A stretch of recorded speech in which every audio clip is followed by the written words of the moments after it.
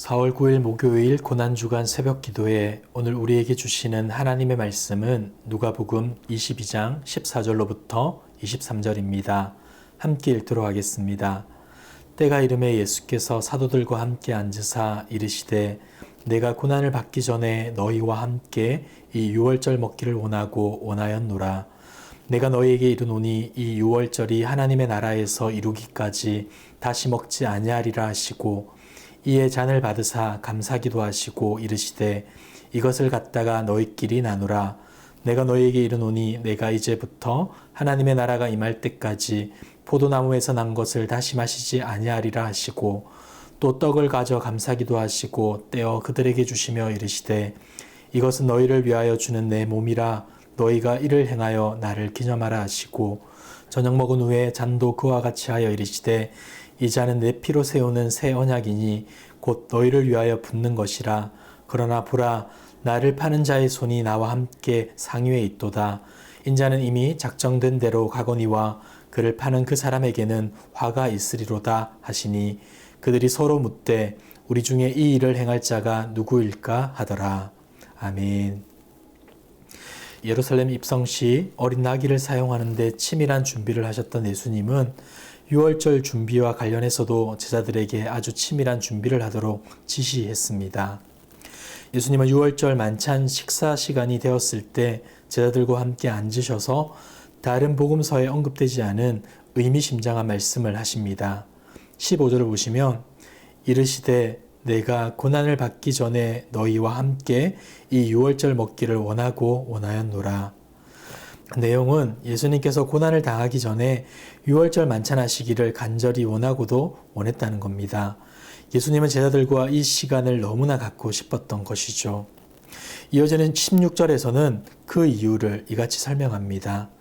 내가 너희에게 이르노니 이 유월절이 하나님의 나라에서 이루기까지 다시 먹지 아니하리라 하시고, 예수님께서 그토록 간절히 제자들과 함께 유월절 만찬 식사를 하기 원하셨던 이유는 이 유월절 만찬이 하나님 나라에서 최종적으로 완성되기까지 그가 유월절 식사에 참여하지 않는 것이기 때문이라 언급합니다.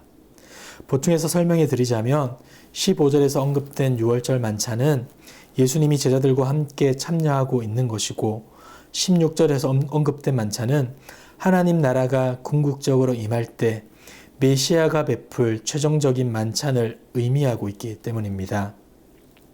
예수님은 제자들과 함께 하는 유월절 만찬을 통하여서 그가 앞으로 받게 될 고난의 신학적 의미 또한 설명해 주고 있습니다. 일반적으로 유월절 만찬은 이스라엘의 출애굽이라는 과거의 역사적 사건을 상기하며 기념하는 절기였습니다. 하지만 예수님은 이 만찬을 통하여서 메시아의 고난으로 말미암아 하나님의 백성들에게 주어질 최종적 구원 사건이 무엇인지를 예표해 주십니다. 예수님이 제자들에게 베푸시는 빵을 12제자들, 즉 그들을 대표로 하는 새 언약 백성을 위해 주시는 그리스도의 몸임을 말씀해 주십니다. 그리고 그가 나누어 주는 포도주 잔은 예수님에게는 하나님의 저주를, 새 언약의 백성들에게는 구원을 가져오는 피로 맺은 언약의 잔임을 알려주십니다. 예수님의 유월절 만찬은 이러한 점에서 있어서 예수님의 십자가 고난으로 말미암아 열리는 새 언약의 시대를 예비적으로 열어주는 역할을 하고 있다 설명할 수 있는 겁니다. 그렇기 때문에 예수님은 제자들과 함께 마지막으로 참여한 유월절 만찬을 통하여서 새 언약의 백성들에게 구원을 가져올 새로운 출애굽 사건의 예비적 경험을 할 수 있도록 열어주신 겁니다. 사실 예수님에게 유월절 만찬은 하나님의 저주와 심판의 빵이며 잔이었습니다. 하지만 새 언약의 백성들에게는 동일한 빵과 잔이 축복과 구원의 빵과 잔이었던 겁니다. 예수님은 이를 아시면서도 제자들과 함께 만찬하시기를 원하셨습니다. 예수님은 유월절 만찬을 통하여서 눈앞에 다가오는 십자가의 고난을, 그리고 제자들에게는 구원과 축복의 원천의 근거로 이 만찬을 제시하고 있는 겁니다. 그런데 이 말씀과 함께 예수님은 그 자리에 자신을 팔아 넘겨줄 자가 있음 또한 지적하십니다. 22절을 보시면 인자는 이미 작정된 대로 가거니와 그를 파는 그 사람에게는 화가 있으리로다 하시니, 배신에 대한 말씀으로 인해 분명 친밀한 유대감은 싸늘함으로 바뀌고 말았을 것입니다. 제자들은 그가 누구인지 몰랐으나 예수님은 아셨습니다. 배신자의 존재를 이미 아셨지만 그럼에도 불구하고 함께 식사하기를 원하셨던 겁니다. 예수님은 이 본문을 통하여서 자신을 인자로 소개하고 있는데, 자신이 고난을 겪고 영광으로 나아가는 그 뒤에는 하나님의 작정하심이 있다라고 말씀해 주십니다. 그러나 그럼에도 불구하고 배신자의 죄는 면책되지 않음 또한 지적하십니다. 마가복음 14장 21절에서는 이렇게까지 말씀하시죠. 인자는 자기에 대하여 기록된 대로 가거니와 인자를 파는 그 사람에게는 화가 있으리로다. 그 사람은 차라리 나지 아니하였더라면 자기에게 좋을 뻔하였으리라 하시니라. 예수님의 말씀이 있은 후 제자들은 이렇게 반응을 합니다. 23절을 보시면 그들이 서로 묻되 우리 중에서 이 일을 행할 자가 누구일까 하더라. 제자들은 서로 묻습니다. 답을 안 해줄 걸 뻔히 알면서도 묻는 것이죠. 아마도 그것은 누구인지 알고자 함이 아니라 자신은 떳떳하다라는 것을 드러내기 위한 표현으로 보여집니다. 마가복음을 보시면 하나씩 나는 아니지요 라고 예수님께 물었다고 기록합니다. 이 모든 표현을 통하여서 알 수 있는 것은 제자들은 예수님이 팔려갈 것이다 라는 그 말씀 앞에서 자신을 변호하는 데에만 급급했다는 것을 알게 됩니다. 이후 그들은 예수님을 누가 팔았느냐라는 그 화제에서 누가 높은가라는 것으로 논쟁하게 됩니다. 사랑하는 성도 여러분, 오늘의 본문을 보면 너무나 답답하면서도 안타까운 마음이 밀려옵니다. 제자들을 향한 예수님의 마음과 제자들의 관심이 달라도 너무 다르기 때문입니다. 예수님은 제자들과 함께 식사하기를 원하셨습니다. 그들과 함께하는 마지막 식사 자리, 유월절 만찬을 통하여서 자신이 걸어가야 할 십자가의 길이 무엇이며 이를 통하여서 세워질 새 언약의 자리로 제자들을 초대하고자 했습니다.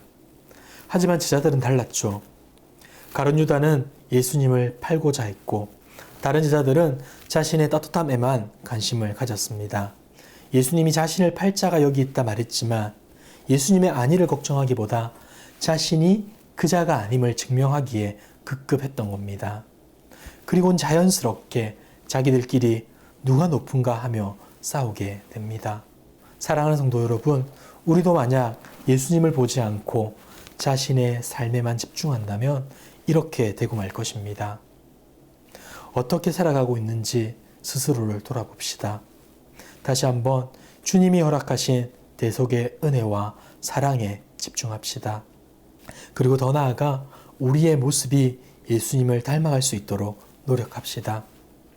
세상의 그릇된 방식으로 살기보다 주님이 걸어가신 십자가의 길, 십자가의 방식이 우리의 삶이 되도록 합시다.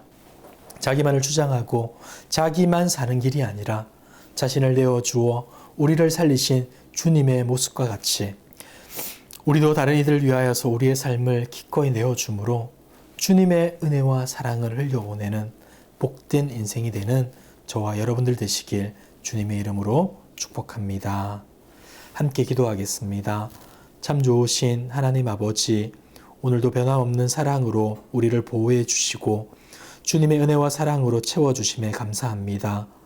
예수 그리스도의 십자가의 은혜로 새 언약 안에 있는 자임을 날마다 기억하게 하시고 주님의 은혜에 합당한 삶으로 살아가게 하옵소서. 자신을 주장하기에 급급한 세상 속에서 주님을 증거하게 하시고 주님의 모습을 닮아 다른 이들을 위하여 우리의 삶을 기꺼이 내어주는 자 되게 하여 주옵소서. 오늘도 주님이 베풀어 주실 은혜에 기대어 살길 소망하오며 이 모든 말씀 예수님의 이름으로 기도합니다. 아멘. 이 시간 합심으로 기도할 때 오늘 주신 말씀을 붙들고 기도하시고 주간 기도 제목을 따라서 우리 교회의 모든 훈련과 교육을 위하여서 기도하겠습니다. 그리고 코로나19 신부산 교회 공동 기도문으로 기도하겠습니다. 다 함께 기도하겠습니다.